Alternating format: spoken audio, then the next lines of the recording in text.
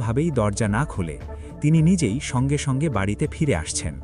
এরপর সকাল প্রায় 6:30 নাগাদ সতীশ মর্নিং ওয়াক শেষ করে বাড়িতে ফিরে আসে এবং ডোরবেল বাজায়, কিন্তু প্রিয়াঙ্কা দরজা খোলে না। সতীশ আবারও জোরে জোরে দরজায় ধাক্কা দিয়ে ডাকাডাকি করে, তবুও দরজা খোলে না। এরপর সে তার স্ত্রী প্রিয়াঙ্কাকে ফোন করে, কিন্তু প্রিয়াঙ্কা ফোনও ধরে না। এখন সতীশের দুশ্চিন্তা আরও বেড়ে যায়।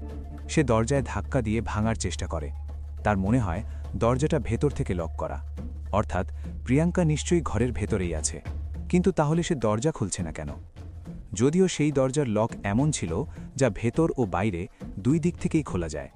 ঠিক তখনই সতীশের মনে পড়ে এই দরজার দ্বিতীয় চাবিটি সে নিজের অফিসের ড্রয়ারে রেখে দিয়েছে, কারণ স্বামী স্ত্রী দুজনেই চাকরি করতেন। দিনের বেশিরভাগ সময়ই তাদের বাড়ির বাইরে কাটত। এই কারণেই তারা দুজনেই বাড়ির একটি করে চাবি নিজেদের কাছে রাখতেন, যাতে যে কেউ যে কোনো সময় বাড়িতে ঢুকতে পারে। কিন্তু আগের দিন সেই চাবিটা সে অফিসেই ভুলে রেখে এসেছিল। যদিও ইনফোসিসের অফিসটি তার বাড়ি থেকে খুব বেশি দূরে ছিল না।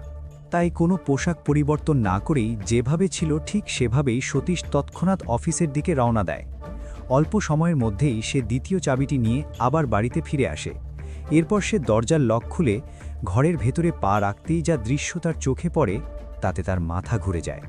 সতীশ দেখে সামনে লিভিং রুমে প্রিয়াঙ্কা একটি চেয়ারে বসে আছে। তার দুই হাত চেয়ারের হাতলের সঙ্গে শক্ত করে বাঁধা, আর তার গলায় ছিল একটি গভীর কাটা দাগ। প্রিয়াঙ্কার রক্তে ভেজা অবস্থায় সেখানেই বসেছিল। এই ভয়াবহ দৃশ্য দেখে সতীশ সম্পূর্ণ ভেঙে পড়ে। সে সঙ্গে সঙ্গে 100 নম্বরে ফোন করে পুলিশকে খবর দেয়। খবর পাওয়া মাত্রই হুলিমাভু পুলিশ স্টেশন থেকে একটি টিম দ্রুত ঘটনাস্থলে পৌঁছে যায়।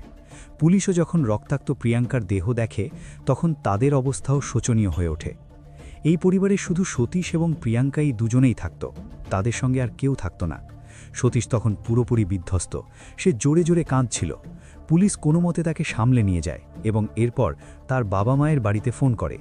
সতীশের বাবা মা সুধামানগরে থাকতেন, যা হুলিমাভু এলাকা থেকে প্রায় 4 থেকে 5 কিলোমিটার দূরে। অল্প সময়ের মধ্যেই তারাও সতীশের বাড়িতে পৌঁছে যান। এরপর সতীশের বাবা প্রিয়াঙ্কার বাড়িতে ফোন করে এই মর্মান্তিক ঘটনার খবর দেন। প্রিয়াঙ্কার বাবা মা উত্তরপ্রদেশের লখনৌতে থাকতেন।